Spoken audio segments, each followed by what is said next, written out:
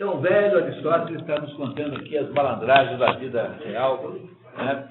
Então, vocês percebem, né, que quando você considera que são 25 séculos, como há uma certa... O Aristóteles tem essa característica. Você, quando lê Platão, você não tem a sensação de se tratar de um assunto que tenha ligação direta com a tua vida, mas Aristóteles não. Aristóteles sempre tem assim uma certa característica de atualidade que é invariavelmente assim. Aristóteles está sempre renovado, é o maior filósofo que a humanidade já teve.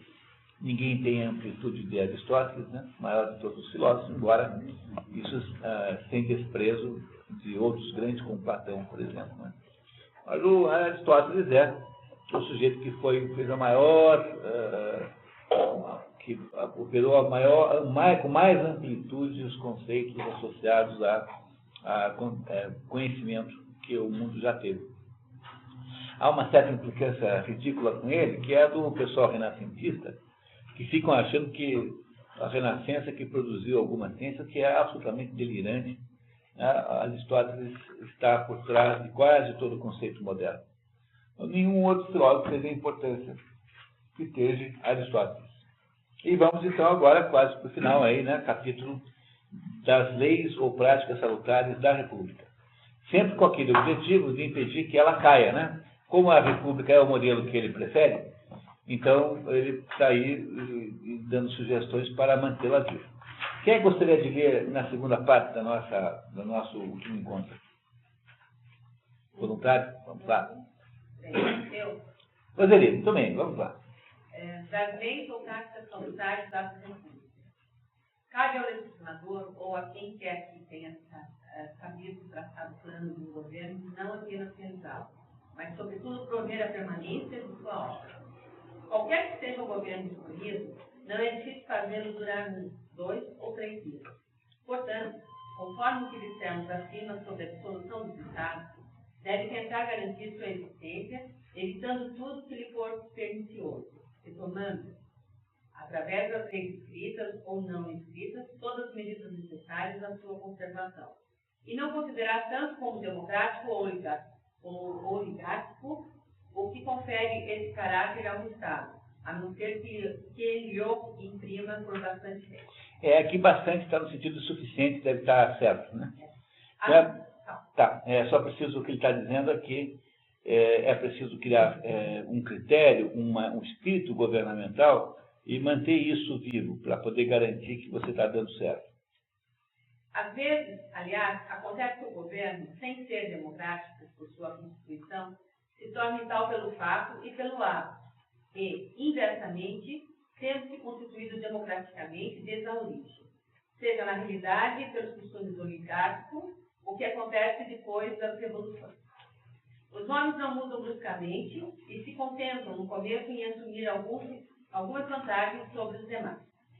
As leis anteriores não são revogadas e, no entanto, os inovadores têm o comando. Aí vou virar a página.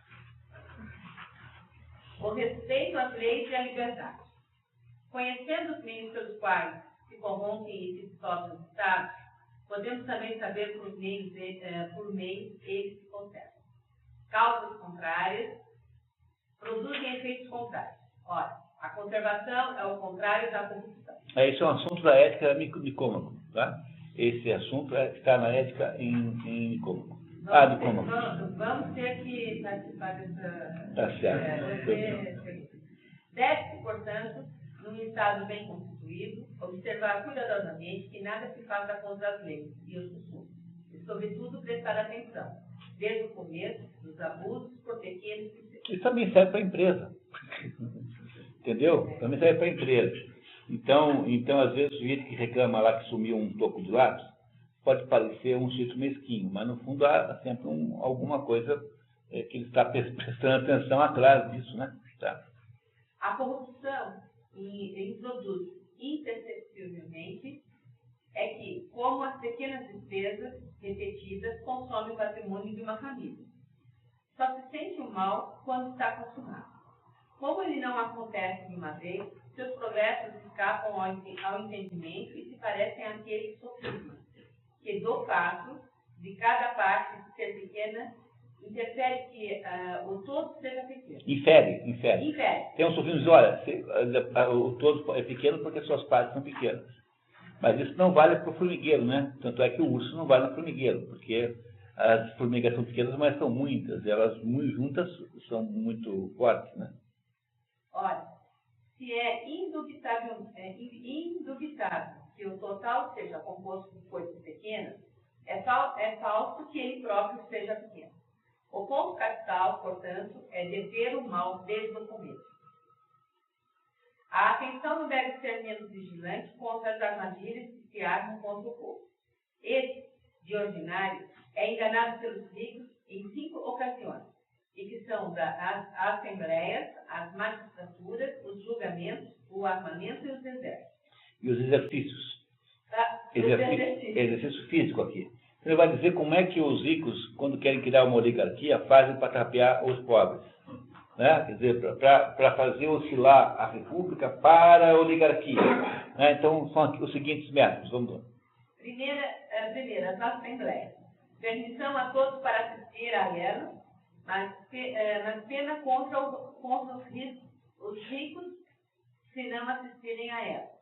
E somente contra eles, ou então uma pena maior do que para os outros. Então, os outros que não têm nada a pena não vão, e os ricos vão, porque senão tomam multa. Então, só os ricos votam. Segundo as magistraturas, proibição aos que têm rendas de recusá-las, mas que os pobres o possam. Então magistratura é cargo público, né? Cargo público, né? Então o rico o rico não pode recusar, mas os pobres podem, tá? Os pobres podem, tá? Terceiro, os julgamentos. Pena para os ricos que se recusarem a ser juízes. Logo, todos querem ser juízes, para não ter que pagar multa. Impunidade aos pobres, ou pena maior para os primeiros, menor para os segundos, como na lei de Caruna. Em alguns lugares, todos os que estão inscritos no alistamento civil podem assistir às assembleias e ser juízes. Mas apesar das multas contra os que estando inscritos, não comparecem ou não julgarem. Não comparecem ou não julgarem, a fim de que a pena evite que se inscrevam e, não estando inscritos, sejam dispensados de comparecer ou de julgar. Pessoal, assim, olha, é o seguinte, ó, todo mundo que se inscrever aqui como vereador, como votante, se não aparecer, paga multa. E, então, os pobres que não têm dinheiro nunca se inscrevem, porque por que o sujeito vai correr o risco de pagar a multa? Não aparece. O rico se inscreve e vai, porque, entendeu? E se ele não quiser ir, ele paga a multa, mas continua na lista. Ah, é assim que faz. Quarto, as armas. Mesma norma sobre as armas e os exercícios. Permissão aos pobres de não terem armas e pena contra os ricos, se não estiverem preocupados em adquirir. Então, já que você é rico, se você não tiver arma, você recebe uma multa. E os pobres não podem ter de modo nenhum. Entendeu? Então, os ricos estão sempre armados, estão sempre decidindo. São as armadilhas que são feitas quando querem criar a oligarquia. Quinto, os exercícios. Nenhuma pena contra os pobres, se não comparecerem. E pena contra os ricos, se faltarem. Assim, uns participam para evitar a pena, outros não comparecem, não tendo nada a temer. Nas democracias, os legisladores usam sutilezas opostas. Propõem salário aos pobres que assistirem à Assembleia, ou que tiverem o ofício de juiz, e não impõem nenhuma pena aos ricos que se abstiverem. Todas essas astúcias são funestas às repúblicas. Entendeu? Então, essas astúcias, ele sempre diz, olha, que a república vai dar errado quando o passo dá mal feito, quando você tem a engenharia do negócio está errado. Então, se os oligarcas usarem esses expedientes e os demagogos usarem os expedientes contrários, esse negócio dissolve.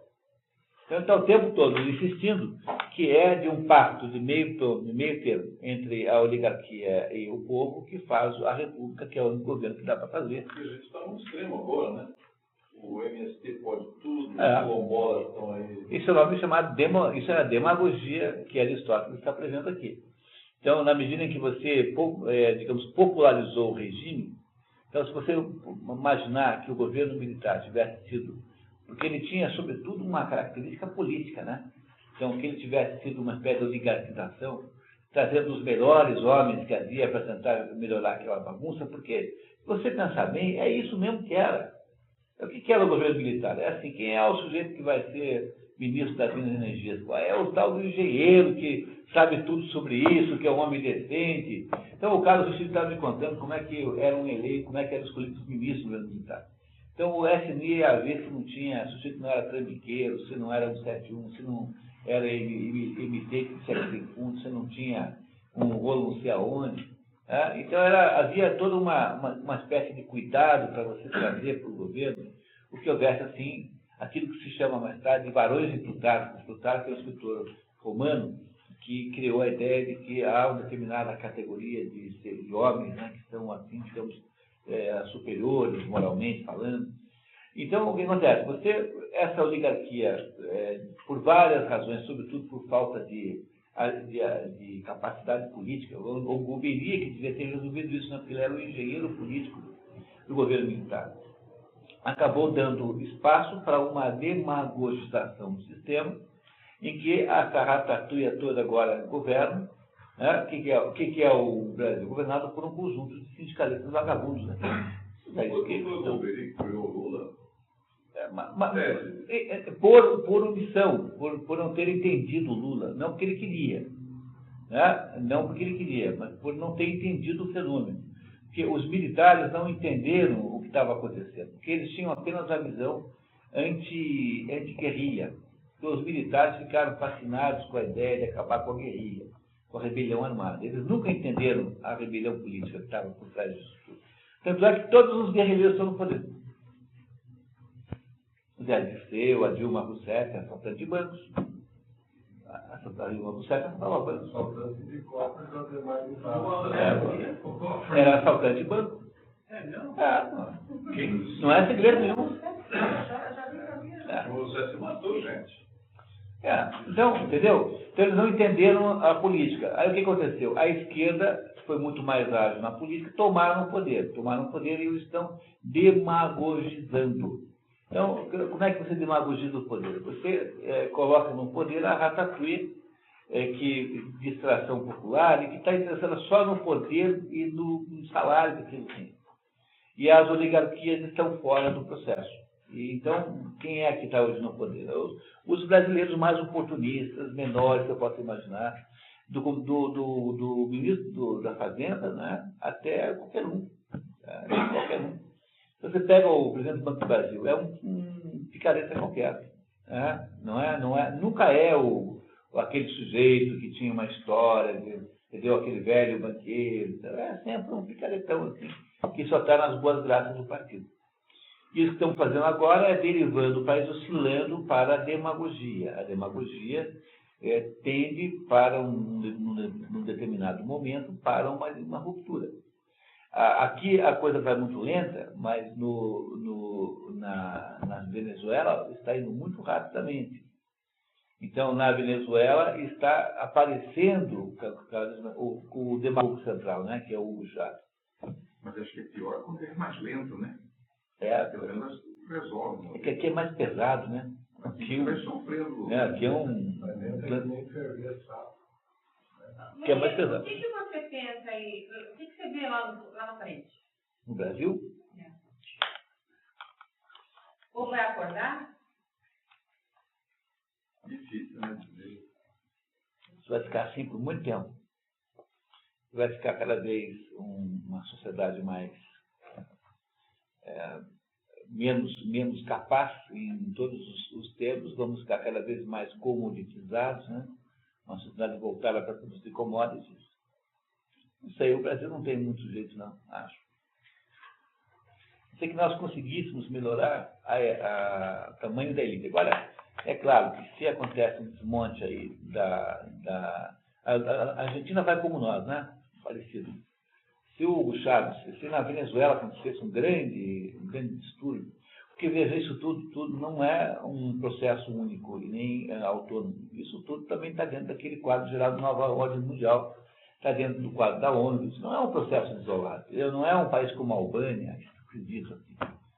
Então, na medida em que o Brasil só tem solução a partir de fora para dentro. Porque de dentro para fora não tem, porque nós sofremos de septicemia e você não tem energias de elite capazes de fazer isso. Então, você não tem jornalistas, professores, em quantidade suficiente para poder produzir uma reação. Por causa disso, tem esses esforços ainda assim, que são esses esforços que a gente faz, que são muito pequenos, né? Embora aqui não seja questão de quantidade, mas de qualidade. Mas o que vai fazer o Brasil sofrer alguma mudança não será nada que esteja no Brasil, porque as nossas energias de reação são inexistentes. Então, o que pode acontecer é uma grande reviravolta econômica internacional, um grande distúrbio bélico, ou uma desgraça qualquer na Venezuela, com a queda do Hugo Chávez, uma reversão do regime muito grande. Alguma coisa macro externa acontecerá e irá impactar o Brasil de tal modo que o Brasil terá alguma chance de produzir outro modelo. Mas, pelos seus próprios méritos e forças, não acredito. Regime militar se articulando. Quem? Regime militar se articulando. Estão completamente vendidos, completamente entregues, completamente acuados, sentindo-se culpados por todos os males do mundo. Tá. Olha, a minha mãe observou no desfile de 7 de setembro, meu pai era militar. Você percebeu que no palanque, em Brasília, não tinha militar. No desfile de 7 de setembro, só tinha o seguinte: tinha um militar no fundo, assim, escondido, e os outros todos embaixo. Só Deus se viu no palanque. Então, não será o Oliveiros Ferreira, que é o nosso melhor historiador e sociólogo do Exército, né? Diz que o poder militar no Brasil é o poder moderador. Porque durante o Império tinha o poder moderador que era o imperador. Então, quando começou a fazer besteira, o imperador entrava e botava ordem, que é o que faz o Juan Carlos na Espanha. Ele é o poder moderador. Né? Moral, né? No Brasil não. O moderador tinha força, mas na Espanha é moral.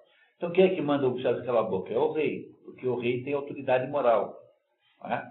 Então, aí quando você derruba o império, aí você tem que botar um poder moderador no lugar, porque aqui é uma sociedade de crianças, infantis, né? Então, você põe o exército depois de poder moderador. Era o exército que fazia, então, a moderação. Como o exército agora abdicou disso, não há possibilidade de reação interna. O sistema está muito carcomido, não reage mais. É septicemia mesmo. Tá? Então, aqui, o jeito é esperar que haja um desastre externo que produza um impacto interno. Não é uma maneira boa de resolver as coisas, mas pelo jeito vai ser o único jeito. Você acha que o PT vai conseguir ficar 40 anos no poder? O plano é esse. O plano é ficar 40 anos no poder. Eles têm que só que resolver a próxima eleição. Porque o plano original era o Aécio Neves. Né? Mas agora não pode mudar de partido. O Aécio Neves mudaria para o PMDB e eles fariam, então, a ponte com o Aécio Neves. Também não acham o Aécio Neves confiável, porque o Aécio Neves não é um sujeito confiável de verdade, por razões que não vale nem a pena comentar. Para ele, né? Ele não é alguém que se controle, em última análise. Tem dentro dele algum potencial de independência caótica, mas tem.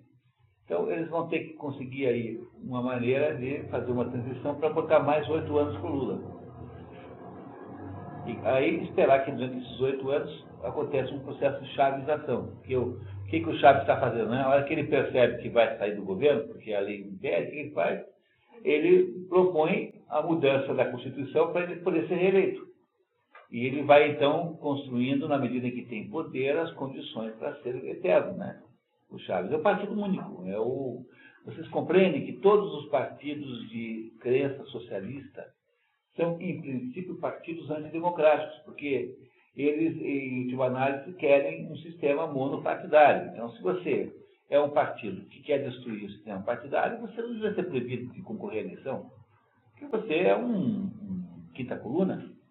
Então, o sonho deles é não ter mais democracia. Porque a democracia é uma coisa burguesa. Uma democracia é uma ideia burra do Aristóteles. Eles querem um sistema em que o partido é representativo de todo mundo para sempre. Então, na Rússia não tinha democracia. A democracia é burguês. É um preconceito burguês. A democracia não é uma modalidade socialista. Cuba não tem partido. Então, não tem partido nenhum. Tem só um, né? O Partido Comunista Cubano. Pronto, acabou. Os candidatos para substituir o Putin agora, teve um lá que não era da linha, eles expurgaram. Todos os outros são da mesma linha do Putin. Lá ainda faz uma... Toda vez que eles querem se livrar de alguém, o cara fica gripado e morre.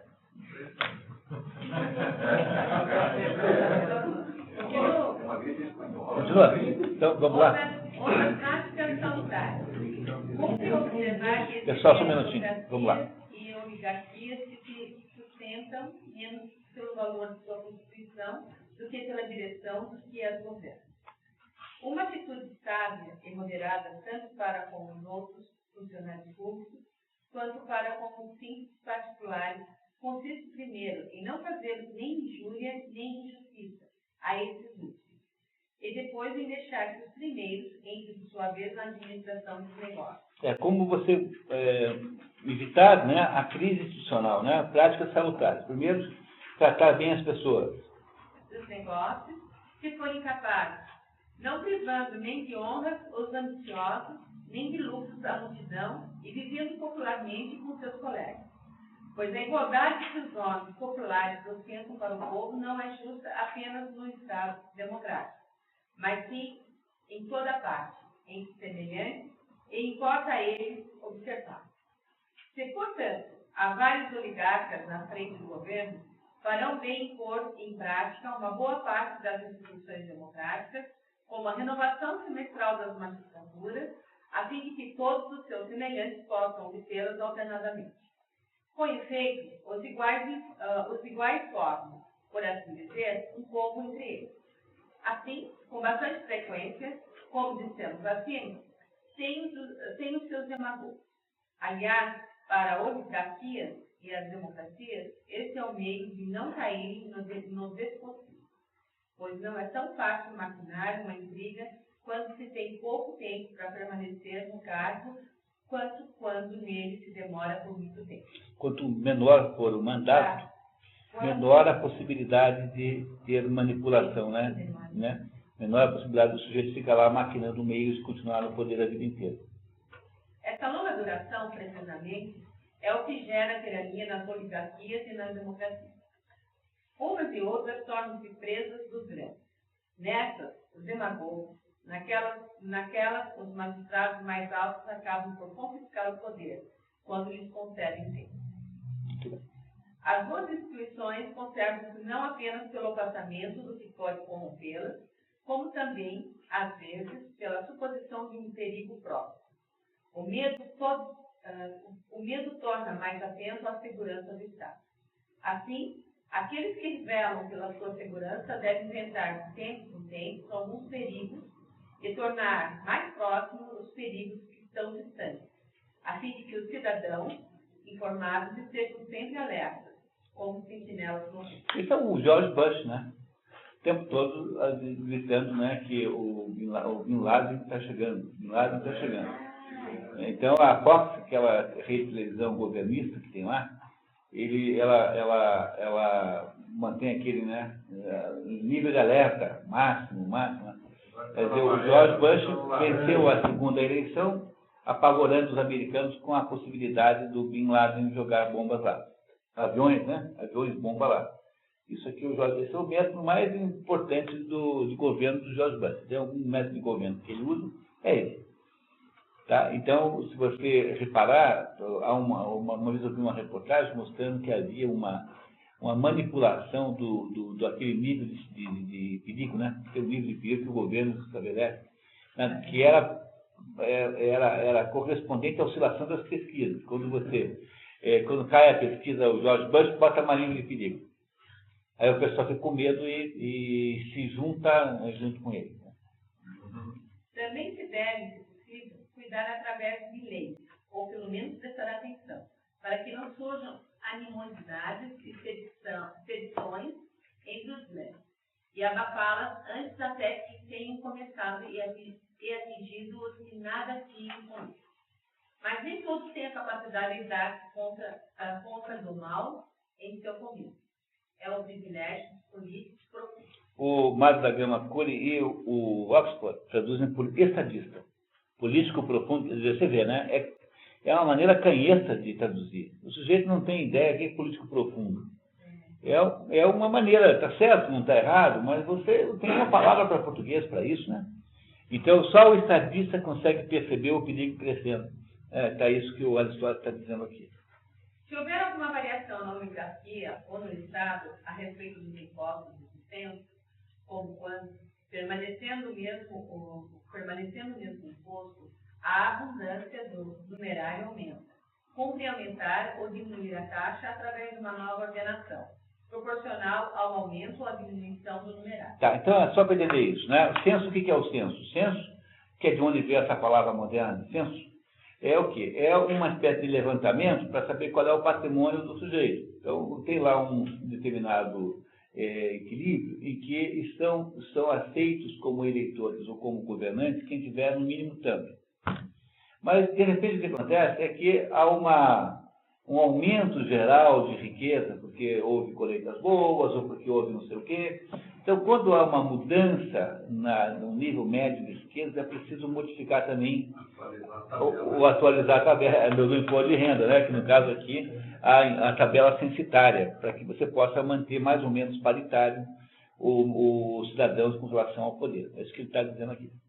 Pois se não se seguir essa regra, nas oligarquias e nas repúblicas, acontecerá o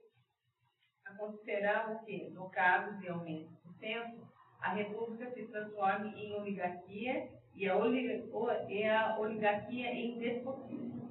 O que, no caso de diminuição, a república se transforme em democracia e a oligarquia em república, ou em democracia. O que é uma maneira muito torta de falar, não está errado, mas está torto, porque o texto original é assim, são anotações de aula, e o tradutor francês não transliterou, entendeu? Ele não deu uma redação mais leve, como se fosse um escrito de livro.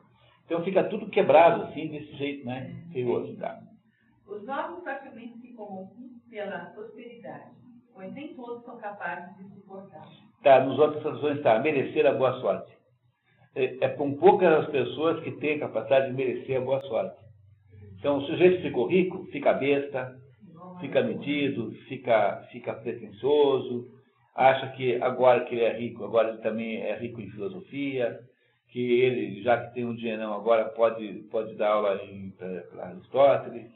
Se Aristóteles não fosse melhor que ele era mais rico que ele. Como Aristóteles é mais pobre que eu, então eu é que devo ser sábio.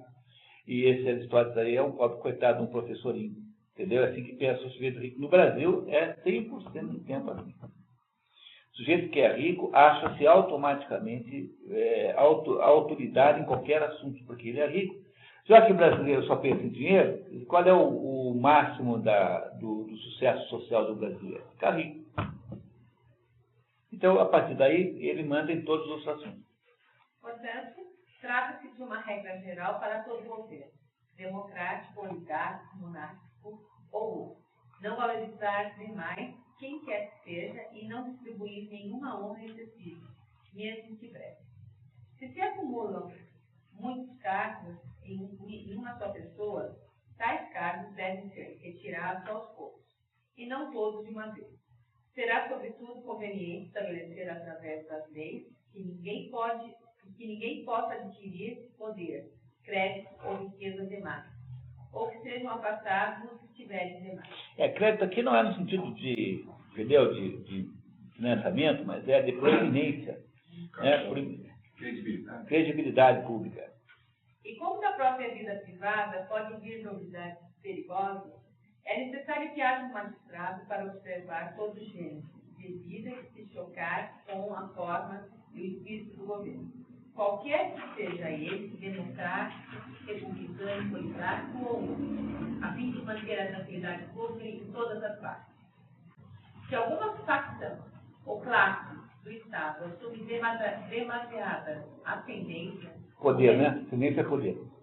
O remédio é confiar sempre ao partido contrário os cargos e os empregos, opor as pessoas distintas na massa e os pobres aos ricos, misturar com os ricos a multidão dos indigentes ou fortalecer o partido médio para romper os projetos sediosos da desigualdade. Sediciosos, quer dizer, que tem um poder de incitar rebeliões, né? Mas, em toda a política, não há máxima mais importante do que fazer com que as magistraturas não sejam lucrativas. Quer repetir, por favor? Olha que coisa importante. Mas, em toda a política, não há máxima mais importante do que fazer com que as magistraturas não sejam lucrativas. Tá, né? Cumprir o dever cívico não pode ser uma atividade remunerada que o sujeito resolva substituir pela atividade de produzir sapatos ou produzir espiga de milho. Não pode. Porque na hora que ele faz isso, ele torna-se interessado na sua própria manutenção perpétua. Né? No caso do Brasil, então, é uma coisa tão arrasadora isso. O Brasil é uma sociedade de parasitas financiados pelos trabalhos. Então, no sistema de aposentadoria integral, a quantidade incrível de funcionários desocupados. Mas aqui no Paraná não tem, por exemplo, não tem aqui funcionário fantasma. Não tem. Mas tem o funcionário gato gordo. Você entra em qualquer repartição pública aqui, qualquer órgão do Estado, tem 15 pessoas batendo papo, fazendo crochê ou tricô, o fulano vendendo e comprando automóvel usado no telefone. Quer dizer, eles são usuários da estrutura do Estado, são inúteis, e, no entanto, são indemissíveis, não podem ser mudados, não pode ser... só se o sujeito matar a mãe sem razão, é que você pode... Se tiver razão, não tem problema. Sem uma boa razão, não pode. Entendeu? É assim que funciona na prática. É o país feito assim, há de ser um país que carregará... Porque, veja, esse negócio de direito adquirido, economicamente, é traduzido por custo fixo. Entendeu? Sabe qual é a tradução? Direito adquirido é uma expressão jurídica. Quando você traduz direito adquirido para a linguagem econômica, chama-se custo fixo. Então, o Brasil é uma sociedade em que a parte, digamos, produtiva tem que subir o morro com o piano nas costas. Você tem que carregar milhões de pessoas cheias de direitos e ser ainda considerado o mal do mundo, né? Ainda você é considerado o mal do mundo. Então, esse é o problema que as histórias estão mandando você não fazer isso há 25 anos. Tá?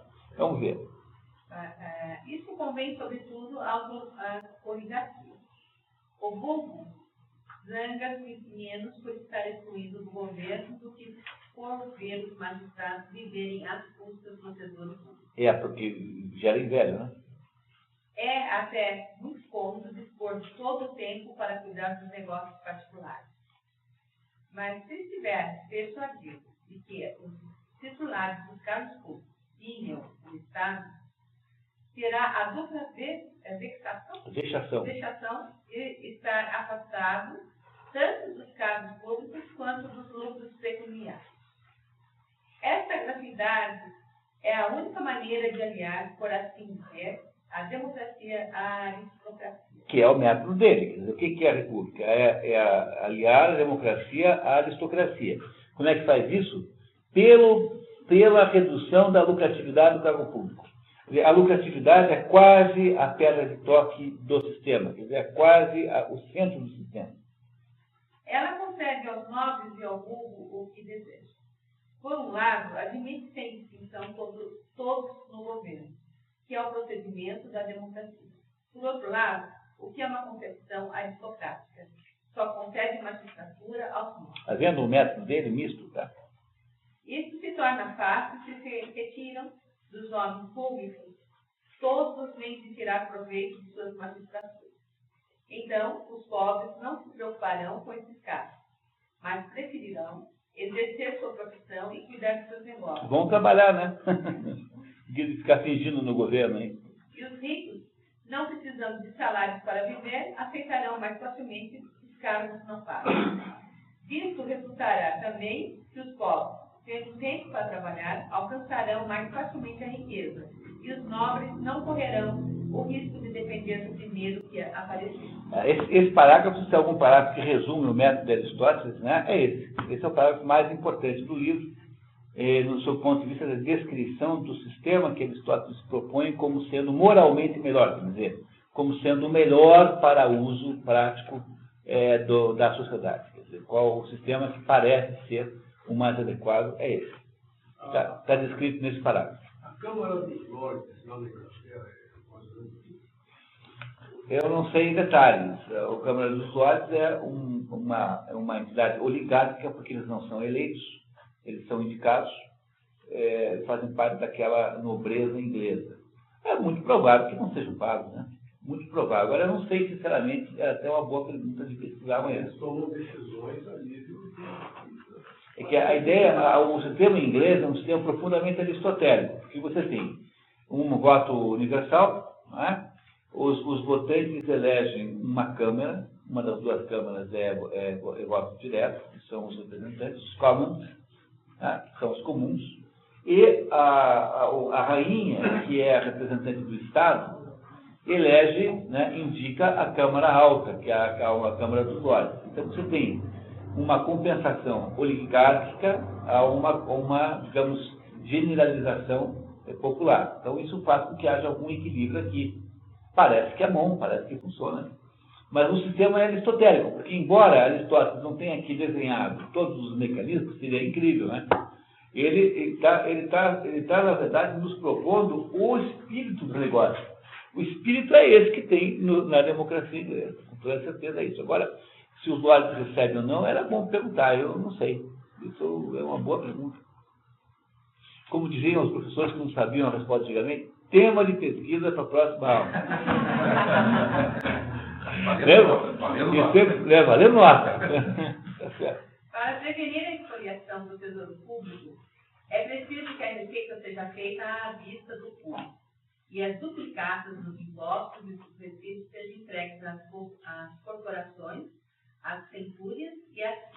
As corporações, centúrias e tribos são os beneficiários pela receita tributária, né? Então, são determinados gestores, né, da coisa pública. De resto, os magistrados serão menos tentados a tirar algum lucro de seus cargos se houver honras propostas pela lei aos que os tiveram exercido liberalmente. Aí nas outras duas traduções está, os tiverem exercido com um melhor desempenho moral, né? Então, é assim, o sujeito que mantém lá a honestidade devia ser homenageado, receber uma medalhinha. É aquele negócio do Mutley. Né? O Mutley é uma demonstração aquele cachorro que quer medalha. Lembra do Mutley? Aquele cachorro que pede uma medalha. O Mutley pede uma medalha, imagine que coisa mais modesta. Né? Mas tem que dar uma medalha pública para quem é honesto e sério. Até para dar um reconhecimento. Nas democracias, deve-se ser prudente com os bens dos ricos e não submeter nem suas propriedades, nem suas rendas a nova cativa, como se faz secretamente em algumas repúblicas. Seria ainda mais sábio não obrigá-los a grandes despesas e até mesmo proibi-lhes as que são apenas aparatórias, sem serem úteis para o povo, como espetáculos, iluminações e outras coisas semelhantes. Obrigar os ricos a pagar festas populares devia ser proibido, para que você não vá criando aos pouquinhos meios de ir expurgando, né, e de ir confiscando tudo que os ricos têm. É para garantir que os demagogos não possam ir além de um certo ponto. Da mesma forma, nas oligarquias é preciso ter muita atenção para com os exigentes e distribuir os empregos lucrativos. No caso de algum rico os ultrajar, será punido mais severamente do que se tivesse insultado um igual. É preciso que as heranças não se transmitam por testamentos a estrangeiros, mas por sucessão às pessoas da família, e que cada um só possa receber uma. Dessa forma, haverá maior igualdade entre as riquezas e um maior número de pobres poderão tornar-se ricos. Na democracia e na oligarquia, convém que os que participam menos do governo, como os ricos na democracia e na oligarquia os pobres, sejam em tudo o mais tratados igualmente, se não melhor, a menos que se trate da suprema autoridade, que deve ser reservada ao que a forma do governo indica, isto é, ao magistrado único ou ao Senado. Aí vem o desinteresse. Os atuais demagogos, para fazer acordo com o povo, proporcionam, através dos tribunais, muitos conflitos. O tempo todo com essas leis aí, tem aquela linha maluca do sujeito que quer que ninguém ganhe mais do que não sei quantos mínimos, e tem que dar a diferença para o governo, a lei que, nessas leis de imposto sobre grandes fortunas que são confiscatórias, tem que devolver tudo para o governo, leis que estabelecem agora que vai ter multas mais altas. Né? Então, veja, o movimento nas estradas aumenta, e aumentam os acidentes porque as estradas são péssimas. Vocês já foram aqui para São Paulo de carro? A estrada mais importante do Brasil é um lixo absoluto. E o sujeito que cobra aquele negócio lá, aquele imposto chamado IPVA, que cobra o imposto que está na gasolina, como é o nome? CI. Esse sujeito que pega esse dinheiro não arruma a estrada, quer cobrar de você mais multa porque você caiu no buraco e se matou. Que tal? Não é isso? Se você quiser entender o que é esse drama, é só pegar o seu automóvel e ir até São Paulo, para a estrada mais importante do Brasil, porque é a estrada que liga São Paulo a todo o Mercosul, aí você vê o que é, sendo que tem 30 quilômetros e tem pista única. Que não conseguiram até hoje duplicar 30 quilômetros. Por que não é feito isso? Por que não é feito? Porque o governo não tem, acha que tem obrigação. Isso aí eu sei um pouco. Eles não têm o ciente, porque eles não querem atrapalhar um pouquinho, porque vai ter que afastar um pouco, alargar e vão cortar uma fatia das árvores. Não foi isso também, não? Não. Pelo menos. Se arrastando há 50 anos, por causa disso. Não, mas foi o tipo que passaram. A verdade é que a cara do governo brasileiro é a estrada Regis Bittencourt. Então, a estrada que liga todo o Mercosul a São Paulo, a cidade mais importante do Brasil, da América Latina, é um lixo indescritível, uma coisa perigosíssima, morre todos os dias, não sei o que. O Hermes Macedo se elegeu umas 5 vezes deputado federal, propondo a aplicação da estrada. Sim, mas entenderam? Tudo bem, isso é um fato. Agora, por quê? Bom, podem ser várias as razões, mas o que interessava agora nesse ponto é você compreender o raciocínio que você faz demagogicamente. É assim, você diz assim, eu vou cobrar mais multa. A multa é uma maneira confiscatória. Por quê? Porque eu cobro uma multa para o sujeito que está desrespeitando alguma coisa que eu deveria ter criado condições para ele não ter que desrespeitar. Então, por que está morrendo uma gente na estrada? Porque aumentou muito o movimento, mas as estradas são muito ruins, as pessoas morrem. Mas, em vez do governo admitir que a culpa é dele, dizer assim, não, as estradas aqui estão ruins, o que ele faz? Ele aumenta mais ou mais o confisco, que é a multa. E todo mundo, otário, acha isso bonito. Você vai na vida do povo aí na rua, não, isso realmente tem que diminuir, tem que multar menos. Multa proporcional ao valor do carro.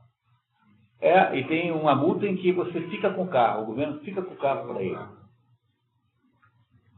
O governo, você cai num buraco porque o governo não arrumou a estrada, e o governo pega com o seu carro, porque você caiu num buraco que ele mesmo produziu. Então, como é que é? É a história do sujeito que mata o pai e a mãe e depois pede clemência alegando que é órfão.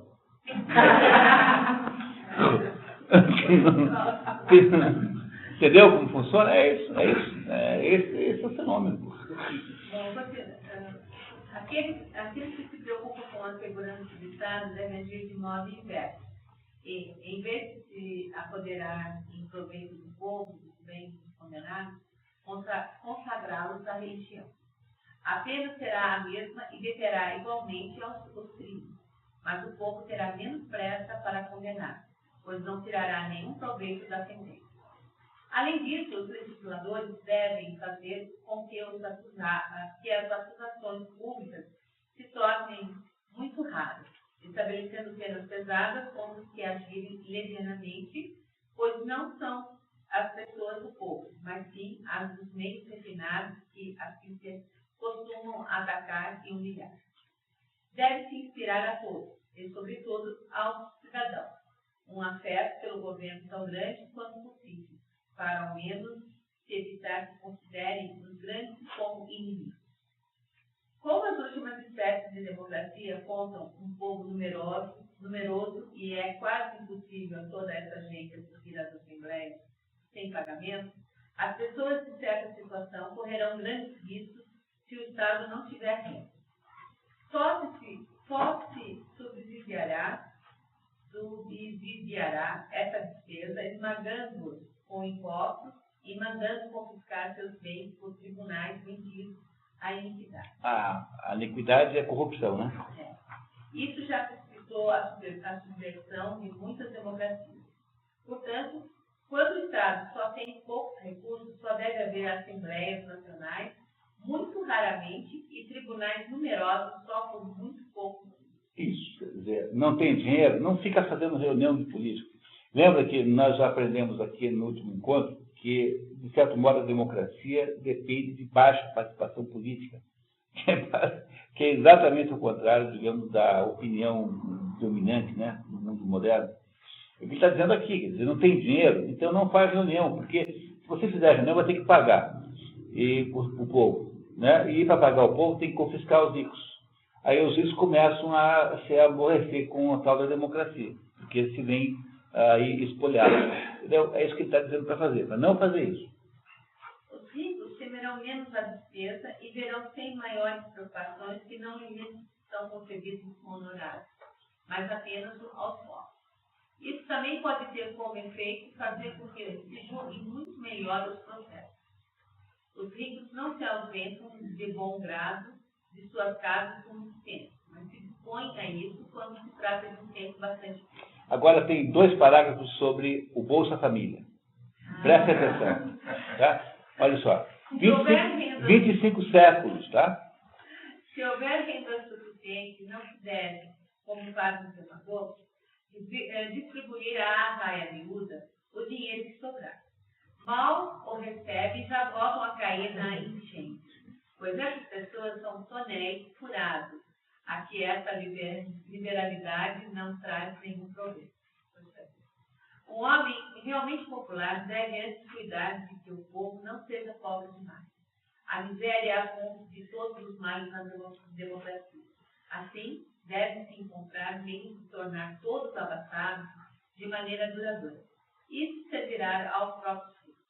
O melhor emprego das rendas públicas, quando a sua percepção está terminada, é auxiliar amplamente os pobres para colocá-los em condições ou de comprar um pedaço de terra ou os instrumentos para a lavoura, ou de abrir um pequeno comércio. Entenderam o segredo? O segredo é você conseguir fazer o sujeito ganhar o dinheiro com o esforço dele.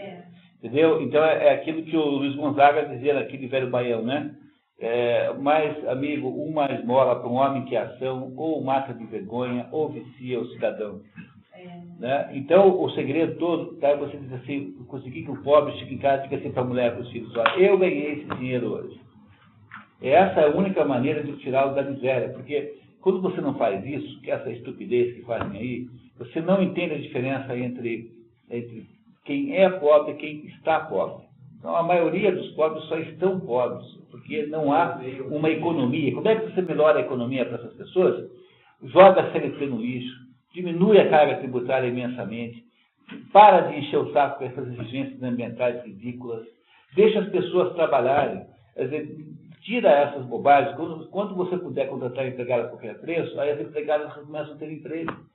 E você tem que tirar o governo de cima das pessoas, o Estado, para poder ter prosperidade econômica.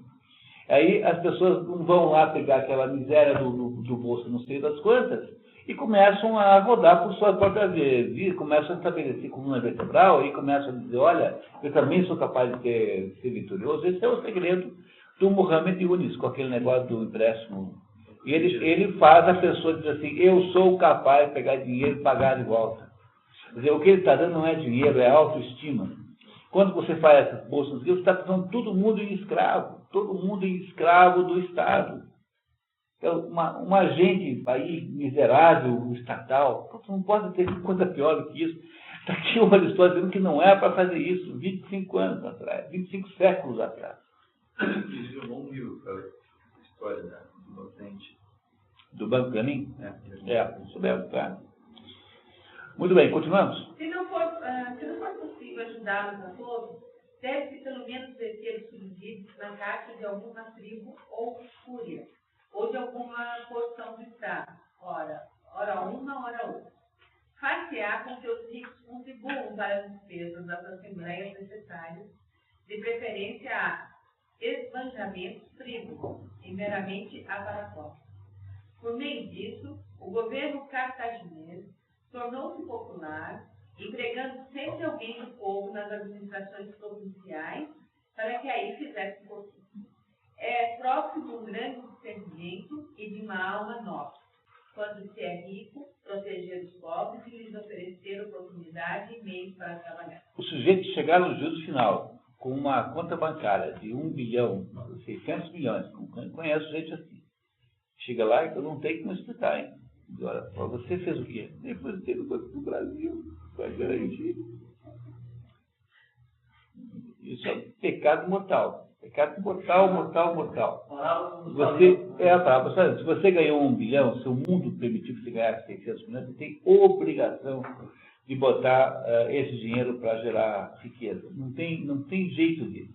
Botar no Banco do Brasil é o pior de todas as possibilidades. Vai virar tudo mensalão, vai virar remuneração de corporativos do Banco do Brasil, gente acostumada com privilégios, não trabalham, tem privilégios imensos, não quebram, porque não são nunca sujeitos às regras do mercado bancário. E você tem que botar o pessoal para botar sapato no pé para trabalhar, não tem saída. Tá?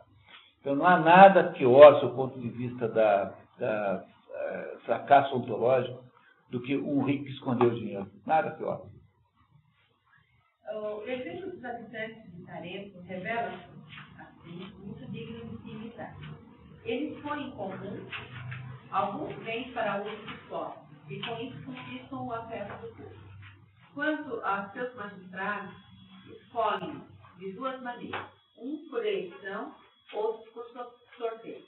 Os segundos para que o povo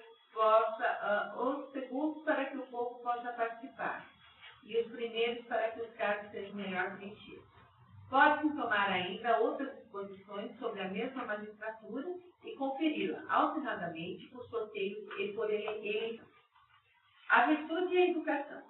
3 qualidades se impõem no chefe de governo. O apego à Constituição atual do Estado. Lealdade, né? Lealdade à Constituição.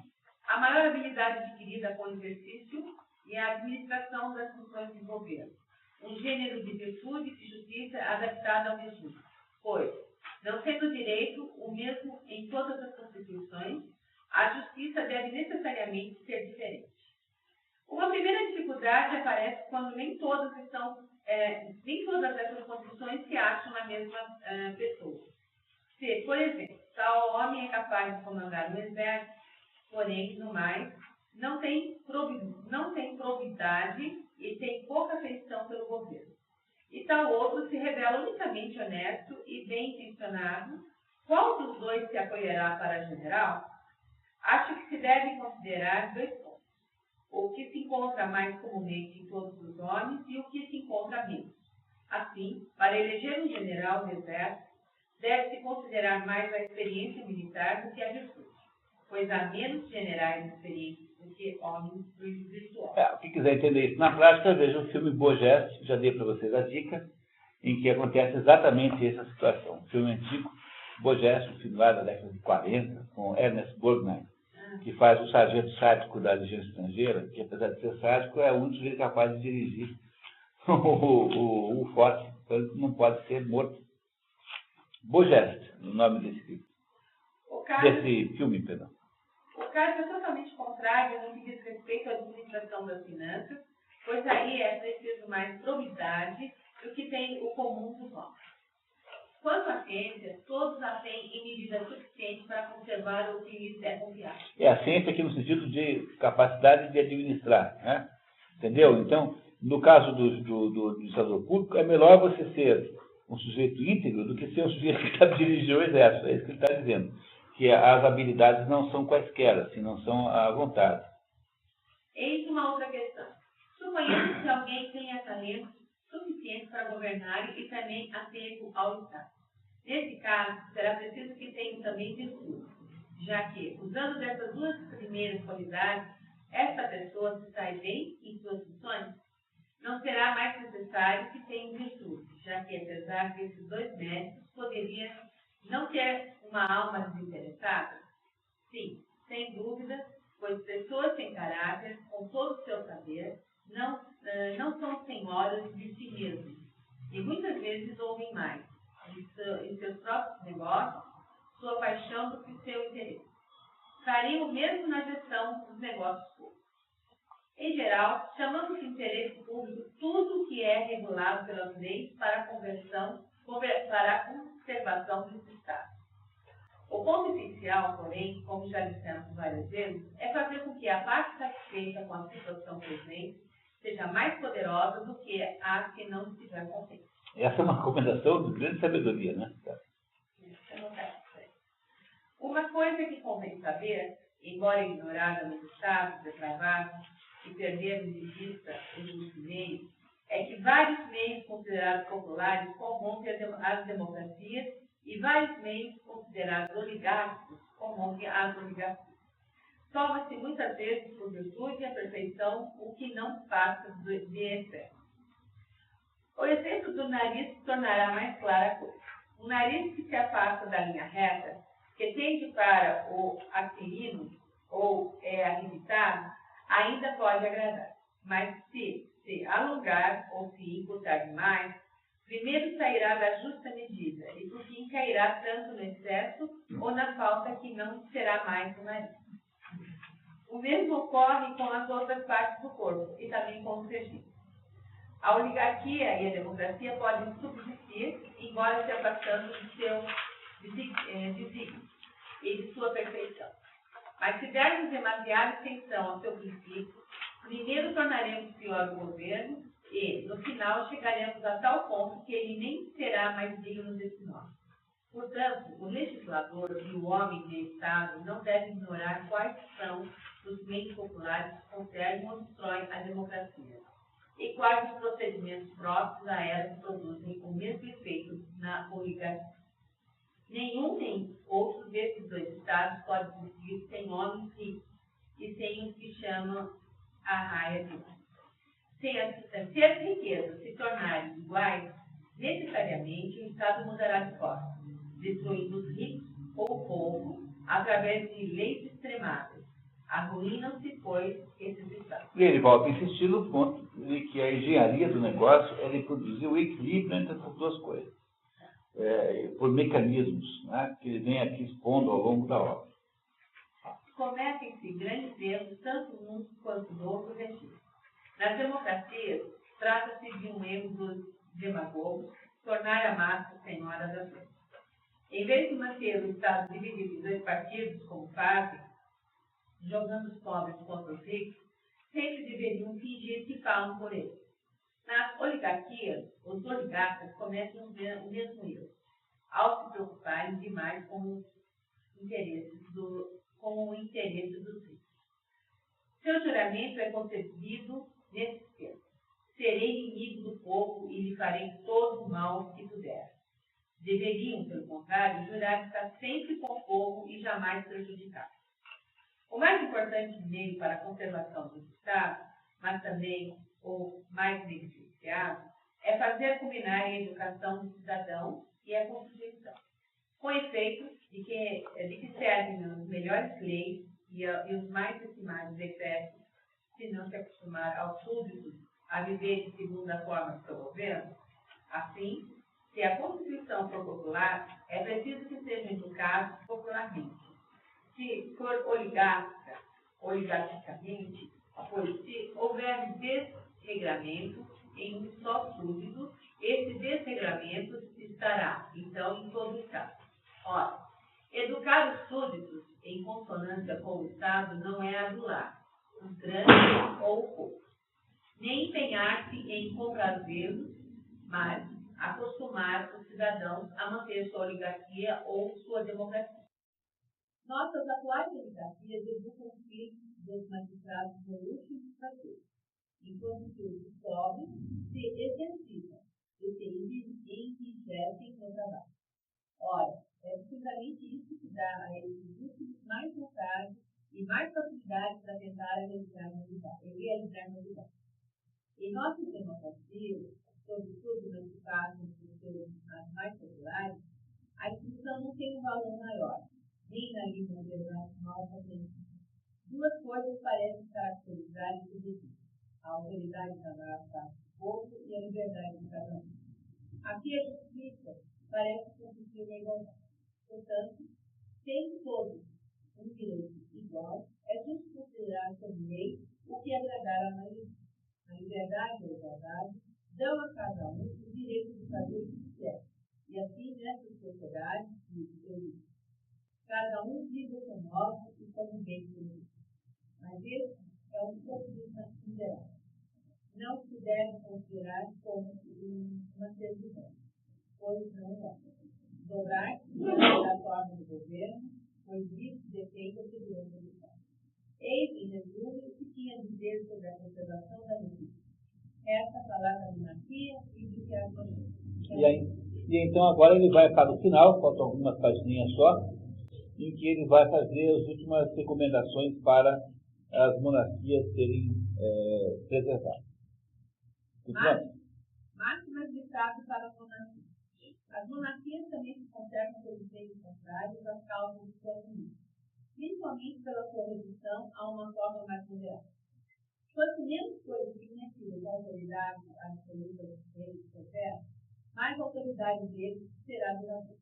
Serão, então, menos inferiores, mais iguais a seus súditos, quanto às maneiras e, consequentemente, menos odiosos.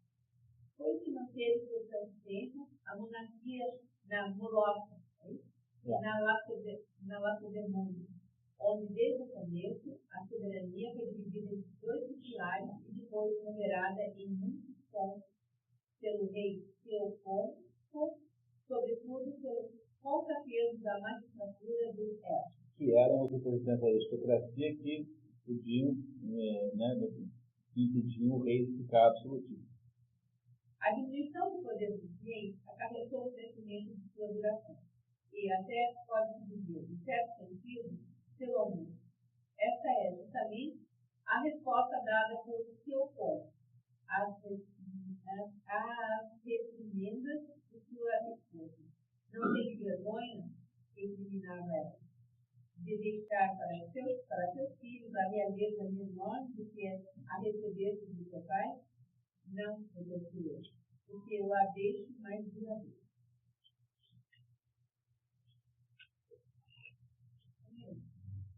O recurso ao rigor.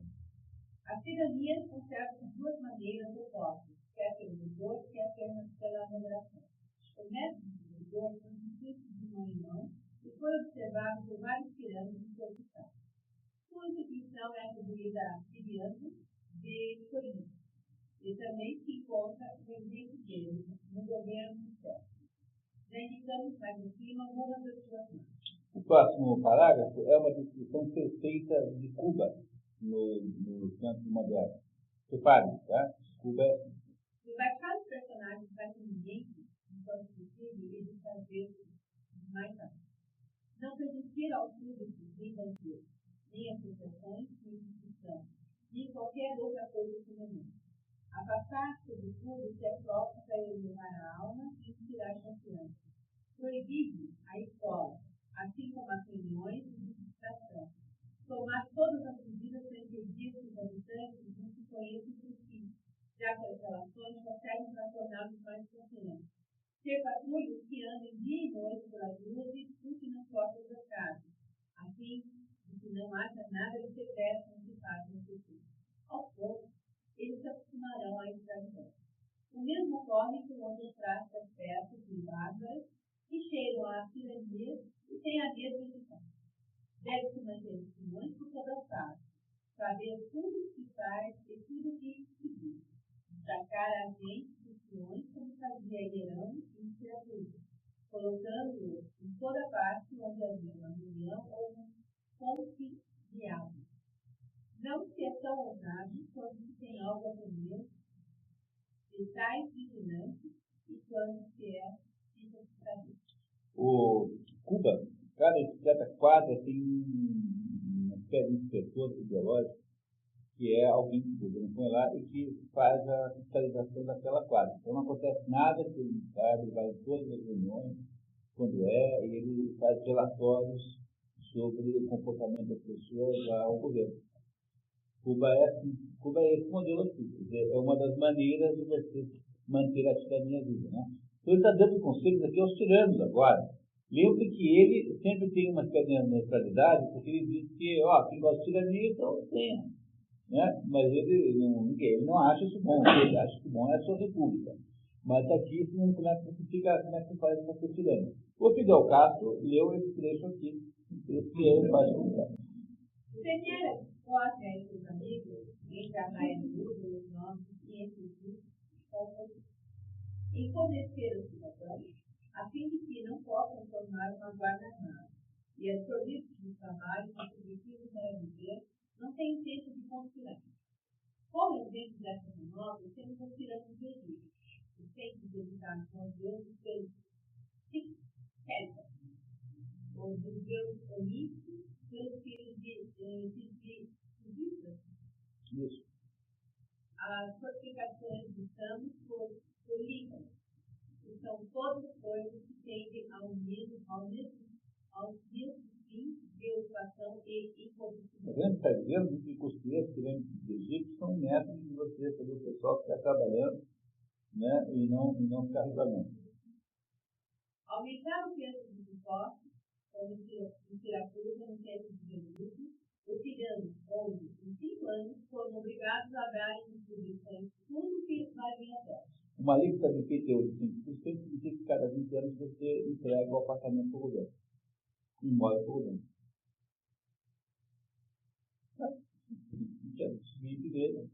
Você deu de presente o seu imóvel para o governo. Pagou uma quantidade igual. Então, aumentar os impostos é um modo de fazer tirania. Guerrear as dos tiranos, a fim de ocupar os públicos e mantê-los ininterruptamente na dependência de general. A realeza tem proteção com apoio, mas é próprio dos tiranos confiar dos seus, que tem como todo mundo vontade de matá-los, mas além disso, tem também poder de fazer uso dos recursos da extrema democracia, como a sugestão do governo doméstico às mulheres, para que elas revelem os segredos dos seus maridos, e com o afrouxamento da escravidão, para que também os escravos denunciem.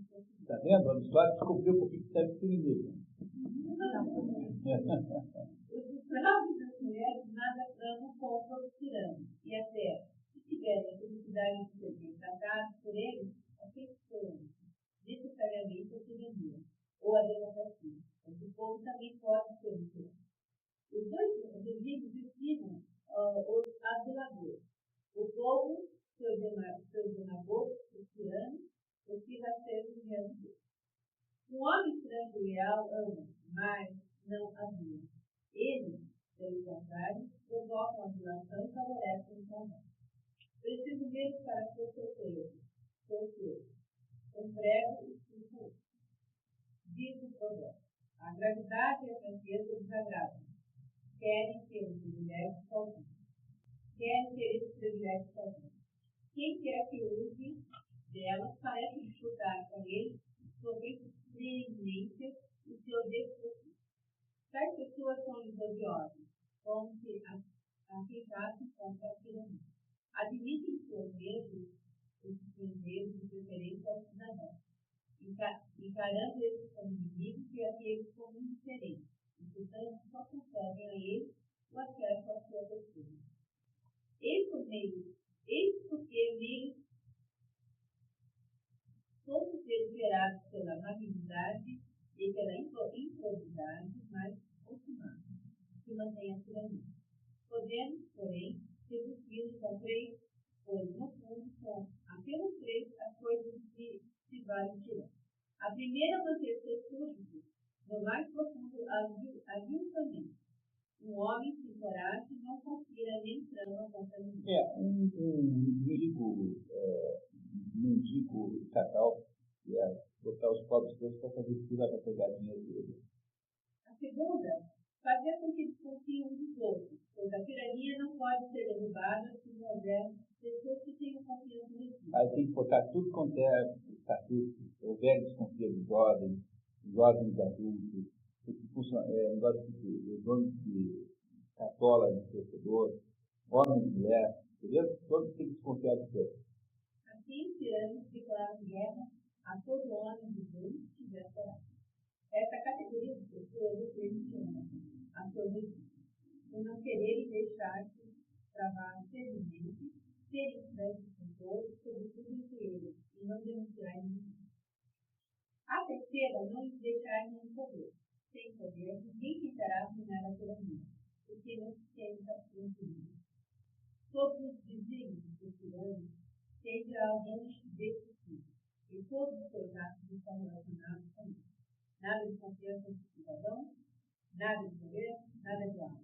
Eis o mestre do rigor. Agora ele acha que os tiranos podem também ter moderação, e é com sugestões moderadas para a moderação que ele então encerra esse capítulo de livro, né? Então vamos lá agora, em vez de usar os métodos tirânicos, vamos agora usar o método da moderação. Vamos ver como é que é. O uso da moderação. O outro método, diverso do primeiro, consiste, como dissemos, na moderação. Concebe-se ela ao considerar a maneira como se deprava a monarquia. Concebe-se-á, né? Concebe-se-á. Concebe-se.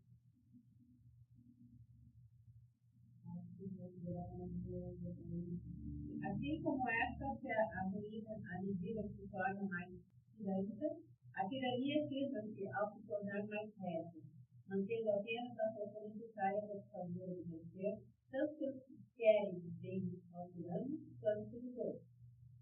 Poder que não pode ser dele sem ele próprio ter dele. Então é isso. Tornar a tirania mais régia é levá-la para uma monarquia, digamos, constitucional e aceitável. Isso posto, é preciso que o tirano faça, em parte, o que faz respeito, e que, quanto aos demais, salve as aparências simulando corretamente os sentimentos e os modos de modo. Em primeiro lugar, que tenha o hábito de se preocupar com o recurso, que evite as despesas que ferem o fundo, como a dilapidação da finança. Que faz a educação de crédito, não é uma boa maneira, né? Então isso deve ser uma coisa que pega muito mal, né? E se abstenha de fazer a culpa dos pobres que têm tanta dificuldade para realizar grandes gastos, principalmente essas generosamente escandalosas, como pensões para suas amantes e para os encarregados de seus prazeres, para estrangeiros de mérito, para a fusão de função e de imoralidade. Que preste contas da percepção e do direito dos impostos, como alguns tiranos no passado.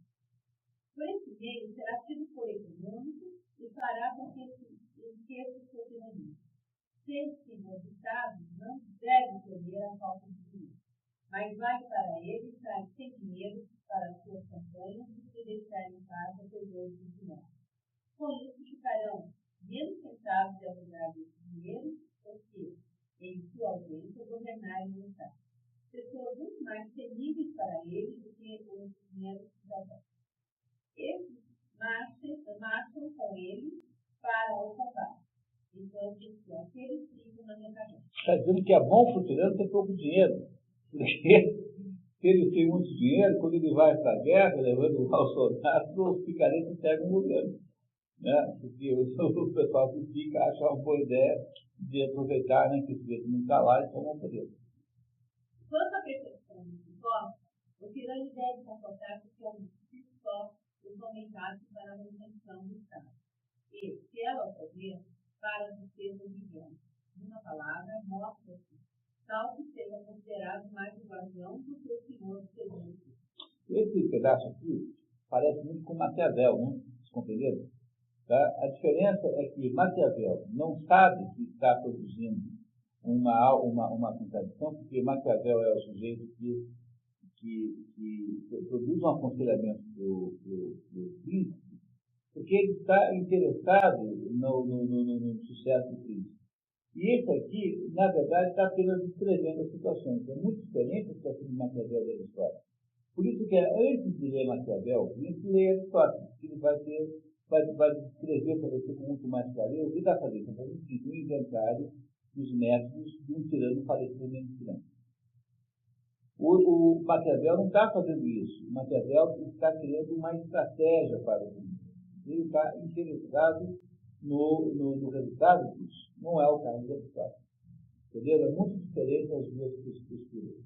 Maquiavel tem uma postura imoral. Aristóteles tem uma postura moral e científica. Maquiavel não. Continuamos. O tirano tem também uma abordagem fácil e o mais grave. A abordagem é que não tem a aparência severa, um ar agradável. De modo que os que tiverem acesso a ele parecem menos temíveis e respeitáveis. O que homens desprezíveis não conseguem fazer. Se não se preocupar com nenhuma outra virtude, e pelo menos seja certeza, tem a política de passar por justiça, e se abstenha não apenas ele mesmo de toda injúria contra o seu filho, de qualquer sexo que for, mas também não tolere nenhum de seus domésticos ou seu marido, e cuide de que suas mulheres se comportem da mesma maneira para com as outras mulheres. Pois há injúrias feitas por mulheres de tiranos que arruinam a tirania.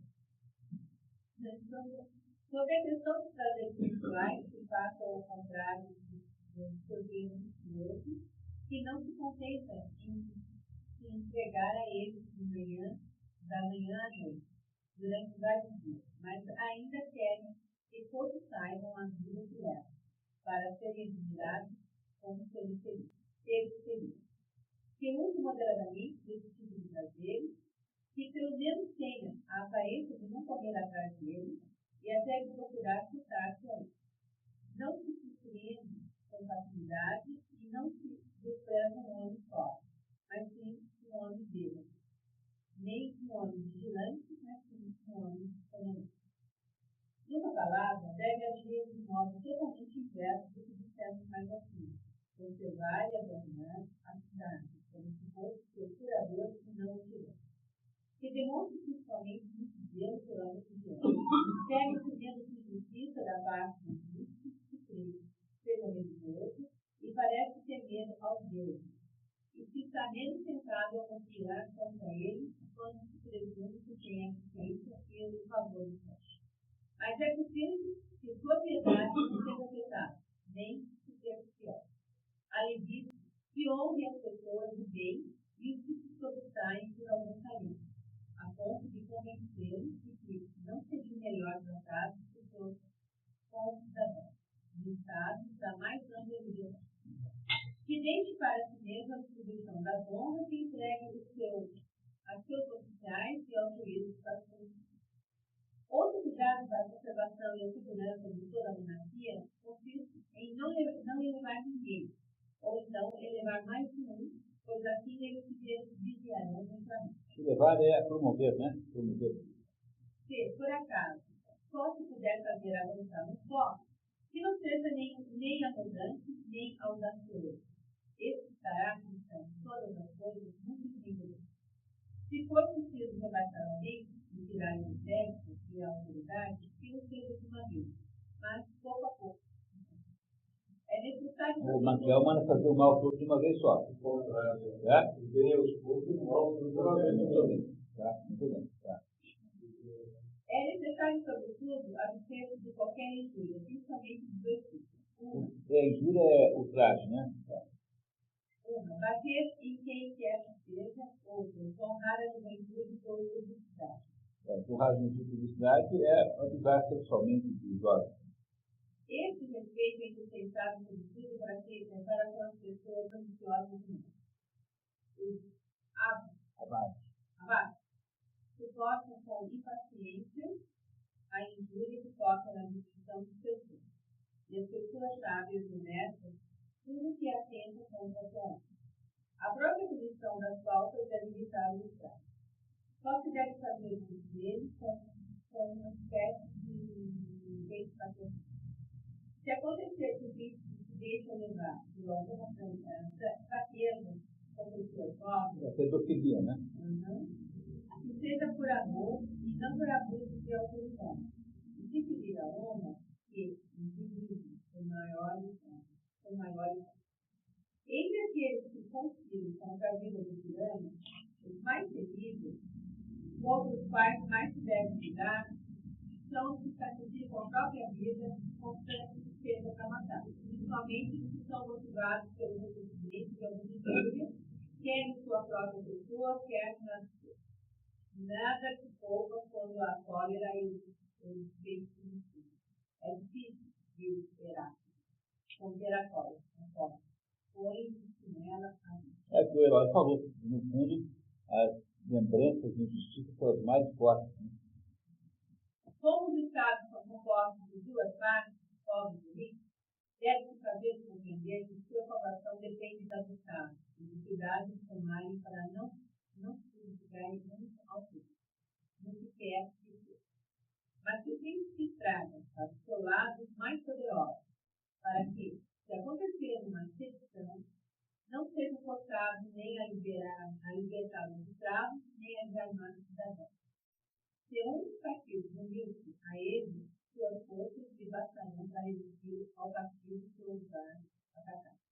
Em suma, não há esforços que não devem ser feitos pelos tiranos para que seus súditos o encarem não como um egoísta ou um déspota, que liga tudo ao seu interesse, mas sim como um rei ou como um curador ou ecônomo, unicamente ocupado com o benefício.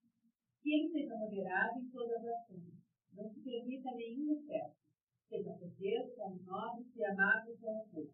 Com isso, tornará mais florescente o seu cuidado, e mais agradável e duradoura, não estando mais exposto ao ódio que o temor inspira, e reinando não sobre gente admirável, mas sobre sujeitos livres, gente de coragem e de bem. Enfim, que regue de tal modo todos os seus maneiros que, se não for bom, o pareça pelo menos pela metade, e se for mal, só o pareça pela metade. Essas são, aproximadamente, todas as causas de situação e os diversos meios da salvação para as diversas formas de viver. Com isso, terminamos a política da escola. Existem aí anexos muito bons que são comentários que ele faz sobre algumas das instituições que ele analisou. Eu sugiro que vocês não deixem de ler o primeiro apenas, que é sobre Platão, né, sobre a República de Platão, mas, fundamentalmente, são comentários que reforçam o que ele já disse, aplicações em casos concretos. Então, aí vocês viram um passeio pela mente de um filósofo notável, né, que, de alguma maneira, descreveu muito bem o mundo que nós vivemos. E com isso, então, nós, para quem for acompanhar aqui, né, o Ética Nicômaco, né, nos despedimos por um tempinho até no dia 3 de março, a gente, os que puderem fazer, né, tiverem interesse, fazemos o mesmo passeio, agora por um texto mais fácil de ler, embora seja um pouco mais longo, que é o texto em que nós vamos aí entender o que é que ele sugere que o indivíduo faz. Queria muito agradecer a vocês pelo heroísmo de passar o verão fazendo isso, a Patrícia, sobretudo, que tem feito todo o apoio aí para que essas coisas aconteçam, e desejar aí, né, que nós nos encontremos aí. Nós não sabemos ainda como será, se vai ser a BRH ou não, seja como for, o grupo de leitura continua com Ética a Nicômacos, ou na BRH, ou em outra outra situação qualquer, mas continua igual. Então, muito obrigado a todos. Né? São 10h30. Até a próxima. Então, né? Muito bem. Né?